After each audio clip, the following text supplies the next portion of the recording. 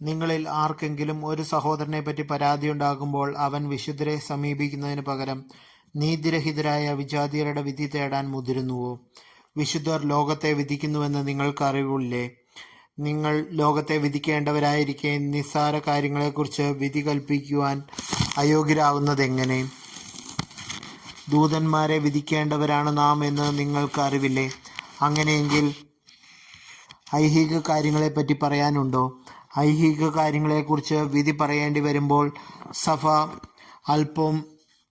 അല്പവും വിലമതിക്കാത്തവരെ നിങ്ങൾ ന്യായാധിപരായി അപരോധിക്കുന്നുവോ? നിങ്ങളെ ലജ്ജിപ്പിക്കാനാണ് ഞാനിത് പറയുന്നത്.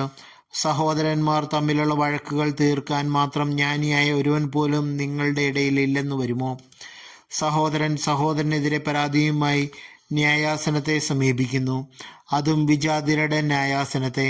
നിങ്ങൾ തമ്മിൽ വ്യവഹാരങ്ങൾ ഉണ്ടാകുന്നത് തന്നെ നിങ്ങളുടെ പരാജയമാണ്. എന്തുകൊണ്ട് ദ്രോഹം നിങ്ങൾക്ക് ക്ഷമിച്ചുകൂടാ? വഞ്ചന സഹിച്ചുകൂടാ? നിങ്ങൾക്ക് തന്നെ സഹോദരനെ പോലും ദ്രോഹിക്കുകയും വഞ്ചിക്കുകയും ചെയ്യുന്നു. അനീതി പ്രവർത്തിക്കുന്നവർ ദൈവരാജ്യം അവകാശമാക്കുകയില്ല എന്ന് നിങ്ങൾക്ക് അറിയുന്നില്ലേ? നിങ്ങൾ വഞ്ചിതരാകരുത്. അസന്മാർഗികളും വിഗ്രഹാരാധകരും വ്യഭിചാരികളും സ്വവർഗഭോഗികളും കള്ളന്മാരും അത്യാഗ്രഹികളും മദ്യപന്മാരും പരദൂഷകരും കവർച്ചക്കാരും ദൈവരാജ്യം അവകാശമാക്കുകയില്ല. നിങ്ങളിൽ ചിലർ ഇത്തരക്കാരായിരുന്നു. എന്നാൽ നിങ്ങൾ കർത്താവായ യേശുക്രിസ്തുവിൻ്റെ നാമത്തിലും നമ്മുടെ ദൈവത്തിൻ്റെ ആത്മാവിലും സ്നാനപ്പെടുകയും പൗത്രീകരിക്കപ്പെടുകയും നീതീകരിക്കപ്പെടുകയും ചെയ്തു. പരിശുദ്ധാത്മാവിൻ്റെ ആലയം. എല്ലാം എനിക്ക് നിയമാനുസൃതമാണ്, എന്നാൽ എല്ലാം പ്രയോജനകരമല്ല.